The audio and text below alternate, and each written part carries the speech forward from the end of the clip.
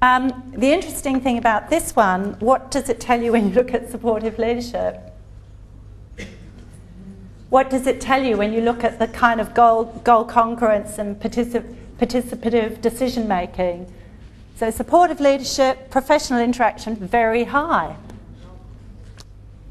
I hate sort of trying to classify and characterise, but this is a school where the staff are having a lovely time with professional interaction and professional learning, but the problem is the kids.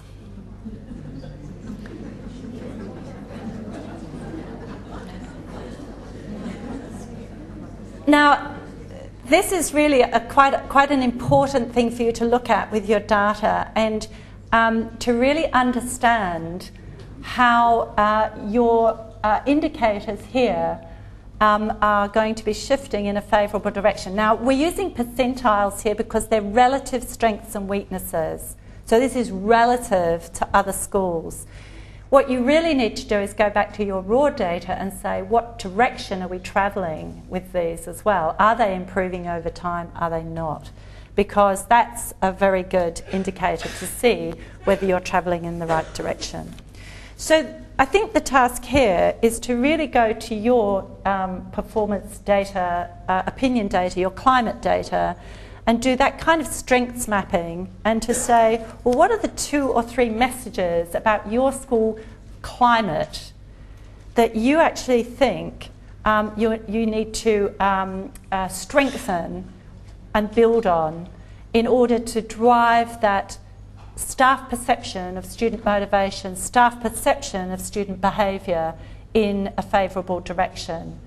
So you'll probably all want to go back and have another look at that data with this in mind. So again, we're looking for patterns. We're looking for the story that it tells. All right. So you've looked at the performance story of your school. You've looked at your culture or organisational climate, and you can say, well, these are the things that are our strengths, and these are the things we want to build on. Now, then we actually need the strategy. Well, what do we actually have to do in order to improve these things? And as I say, I think the focus on your teachers with their data is your number one strategy for building your climate measures. So it's not about sort of thinking, oh my goodness, we need to give them a good talking to, or oh my goodness, we need to really sort of do some team stuff. It's actually enabling the conditions for teachers to be successful in the work that they do will lift all of those indicators, particularly their perception of their students and the students' behaviour in the school, because the more that they feel that they are making inroads and making improvements, the more that they will also lift in their perception of students of their school.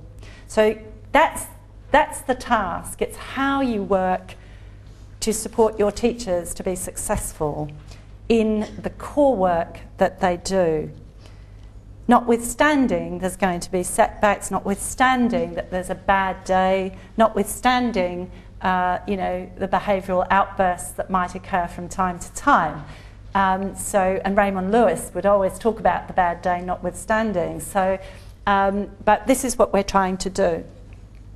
That it's about then, as I was saying, the development of your people. And then your communication. So how you're communicating your performance, what you're trying to improve, and the evidence that you're actually on the right track. So it's establishing our shared goals based on your performance story and what you're trying to achieve. And I think there's a need to create specific achievement milestones. Now, I know all of you in your annual implementation plan will have your end-of-year achievement milestones, but I'm actually posing that you should shorten those and sort of say, what are you going to achieve at the end of this term? What are you going to achieve at the end of next term? And really, because that gives people tangible tangible progress points. And you might even have 3 weeks, you know, if something's being trialled in 3 weeks, reflect on it, use the evidence to say how you've been successful and what you're learning from it.